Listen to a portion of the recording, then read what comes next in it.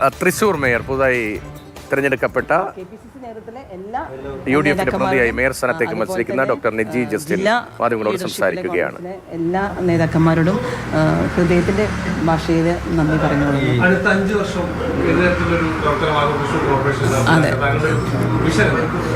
അടുത്ത 5 വർഷം നമുക്ക് കൂട്ടായ കളക്റ്റീവ് റെസ്പോൺസിബിലിറ്റി, കൂട്ടായ പ്രവർത്തനത്തിലൂടെയാണ് മുന്നോട്ട് പോകാൻ ആഗ്രഹിക്കുന്നത്.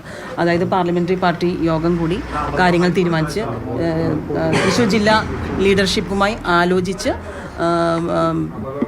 ഒരു തൃശ്ശൂരിൻ്റെ സമഗ്രമായ അടിസ്ഥാന വികസനത്തിന് ആദ്യം മുൻഗണന കൊടുക്കും.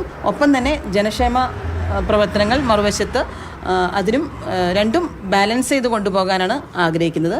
അതും എല്ലാ കൗൺസിലേഴ്സിൻ്റെയും കൂടിയുള്ള കൗൺസിലേഴ്സിൻ്റെ അഭിപ്രായങ്ങൾ കേട്ട് അവരോടുകൂടി ആലോചിച്ച് ലീഡർഷിപ്പ് DCC ലീഡർഷിപ്പുമായി ആലോചിച്ചിട്ടാണ് മുന്നോട്ട് പോകാനുള്ള ആഗ്രഹം.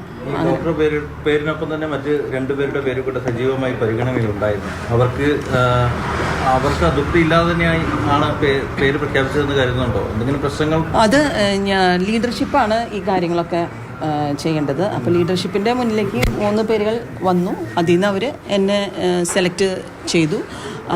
അതിൻ്റെ മാനദണ്ഡങ്ങളും അതിൻ്റെ കാര്യങ്ങളും അവരോടാണ് ചോദിക്കേണ്ടത്. തീർച്ചയായിട്ടും അർഹതയുള്ളവർ തന്നെയാണ്. ഒരു പ്രശ്നങ്ങളില്ലാതെ ഭരണം കൊണ്ടുപോകാനാകുമെന്ന് കരുതുന്നുണ്ട്. അതെ, 33 എന്ന മാജിക് നമ്പറുമായിട്ടാണ് നമ്മൾ കോർപ്പറേഷനിലേക്ക് കടന്നു വരുന്നത്. അപ്പോൾ വലിയ പ്രശ്നങ്ങളില്ലാണ്ട് കൊണ്ടുപോകാൻ സാധിക്കും എന്നുള്ള ആത്മവിശ്വാസം എന്തായാലും UDF ടീമിന് ഉണ്ട്.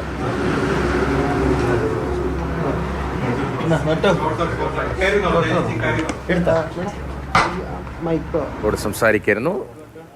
നേതൃത്വവുമായി കൂടിയാലോചിച്ചും ഒപ്പം കൗൺസിലർമാരുമായി കൂടിയാലോചിച്ചും തൃശ്ശൂരിൻ്റെ വികസന കാര്യങ്ങളിൽ ഉചിതമായ തീരുമാനങ്ങളെടുത്ത് മുന്നോട്ട് പോകുമെന്നതാണ് ഈ 5 വർഷം ഉദ്ദേശിക്കുന്നത്.